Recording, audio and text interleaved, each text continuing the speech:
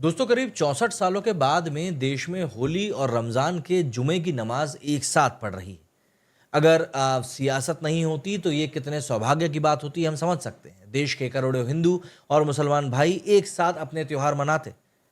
लेकिन हमारे देश में जो सेक्युलरिज्म की बात करने वाले लोग हैं, वो शायद इस बात को भूल जाते हैं कि चीज़ें कितनी ज़्यादा अलग हैं। अभी इंदौर में हमने देखा ही किस तरह से माहौल बन चुका था और वहाँ पर कोई पॉलिटिक्स इन्वॉल्व नहीं थी। अब तो जो वीडियोस निकल कर सामने आ रहे हैं इंदौर वाले केस के, जो चैंपियंस ट्रॉफी के बाद हुआ था, वो वीडियोस काफ़ी हद तक चीज़ों को साफ भी कर रहे हैं। अब देखिए, सबसे बड़ी बात यह है कि देश में ये सौभाग्य इस समय ऐसा है कि सैकड़ों लोगों को मतलब एक ही दिन ये त्यौहार मनाने का मौका मिल रहा है। पिछले दिनों होली और जुमे की नमाज पर शांति की तैयारियों को लेकर यूपी के संभल जिले के सीओ अनुज चौधरी का एक बयान काफ़ी वायरल हुआ, जिसमें वे कह रहे थे कि जिन लोगों को रंगों से दिक्कत है वो लोग अपने घर पर ही नमाज पढ़ें तो अच्छा रहेगा। इस बयान के बाद में यूपी और बिहार से लेकर महाराष्ट्र तक में होली और रमज़ान को लेकर जमकर हिंदू मुस्लिम हो रहा है। इस बीच में देहरादून एसपी अजय सिंह ने भी अनुज चौधरी वाली बात को दोहरा दिया है। मुस्लिम संगठनों की उपस्थिति में उन्होंने सभी लोगों से अपील करी है कि जिन्हें रंगों से दिक्कत है वे जुमे की नमाज घर पर ही पढ़ें तो बेहतर होगा।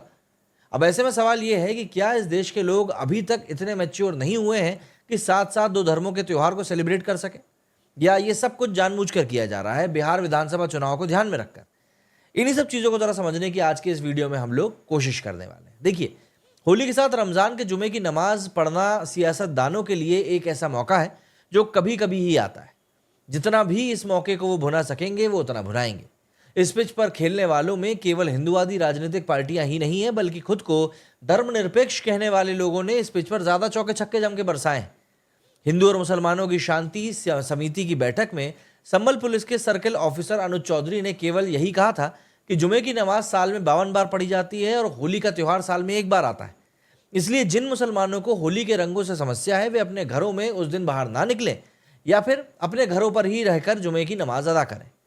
कितनी सीधी सी बात थी। इस बात को तिल का ताड़ बना दिया गया। सीधी सी बात थी कि होली हर महीने और हर हफ्ते नहीं आती है। ऐसे मौके पर मुस्लिम समुदाय को खुद आगे आकर पहल करनी चाहिए और कहना चाहिए कि ठीक है भैया, हम समझते हैं। तमाम मुस्लिम धार्मिक नेताओं ने इस संबंध में सौहार्द बढ़ाने वाला बयान दिया भी।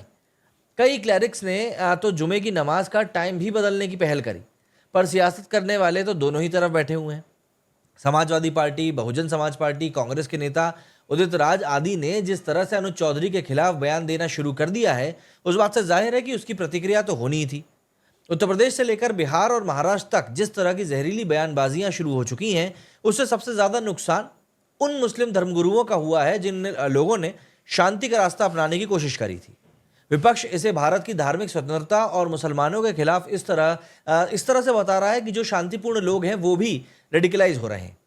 जब हमारे देश ने कुछ ऐसे नेता इस बयान पर राजनीति करके इसे मुसलमानों के खिलाफ बताने में जुटे हैं, ठीक उसी समय कई मुस्लिम धर्मगुरुओं ने कहा है कि वो अनुज चौधरी के बयान में कुछ भी गलत नहीं मानते और वो होली के दिन जुमे की नमाज का समय बदलने के लिए तैयार भी हैं।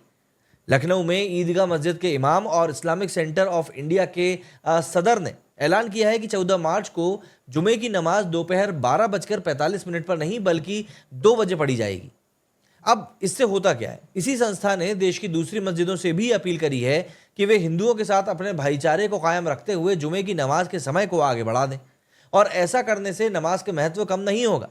वहीं ऑल इंडिया इस्लाम एसोसिएशन के अध्यक्ष मौलाना साजिद रशीदी ने भी देश के सभी इमामों से जुमे की नमाज को देर से पढ़ने की अपील करी है और मुसलमानों से यह भी कहा दिया गया है कि भैया वो होली के दिन दूर की मस्जिदों में नमाज पढ़ने के लिए ना जाएं और स्थानीय मस्जिदों में ही जुमे की नमाज को अदा करें, और इसे ही असली धर्मनिरपेक्षता और भाईचारा बताया है।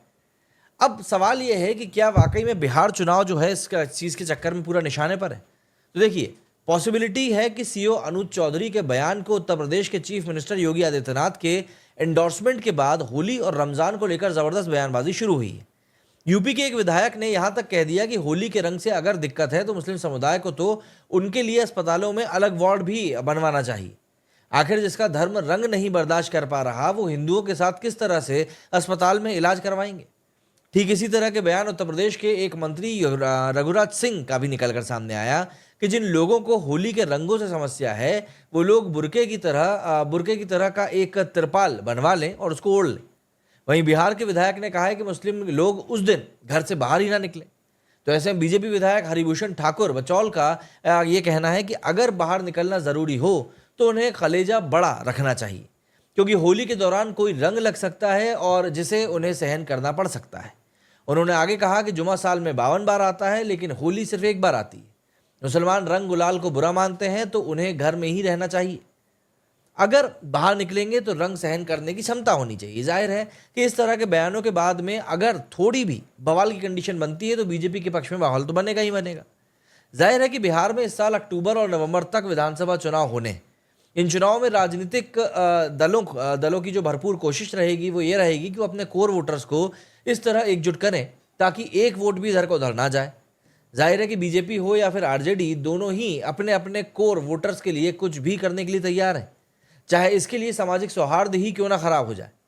अब सवाल ये उठता है कि क्या रोजेदार रंग नहीं खेल सकता? देखिए, होली के रंग और गुलाल का त्यौहार भाईचारे का त्यौहार माना जाता है।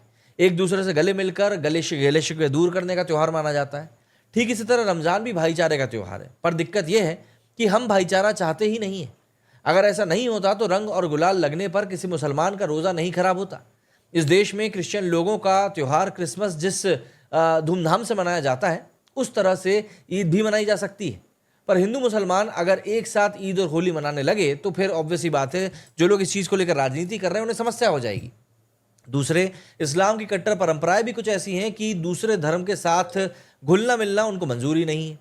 इस्लाम में गैर इस्लामिक धार्मिक परंपराओं में भाग लेने को लेकर विद्वानों की अलग अलग मत हैं, लेकिन आमतौर पर मुस्लिम विद्वान ये सलाह देते हैं कि मुसलमानों को उन गतिविधियों में शामिल नहीं होना चाहिए जो किसी दूसरे धर्म की धार्मिक मान्यताओं से जुड़ी हुई हों। और यही कारण है कि कई सौ साल से हिंदू मुसलमान साथ रह रहे हैं, पर एक दूसरे के धार्मिक रीति रिवाजों और त्योहारों के साथ जश्न मनाना पसंद नहीं कर पाते। यह गंभीर मुद्दा है और इसीलिए होली के ऊपर सभी लोग नजर गड़ाए भी बैठे।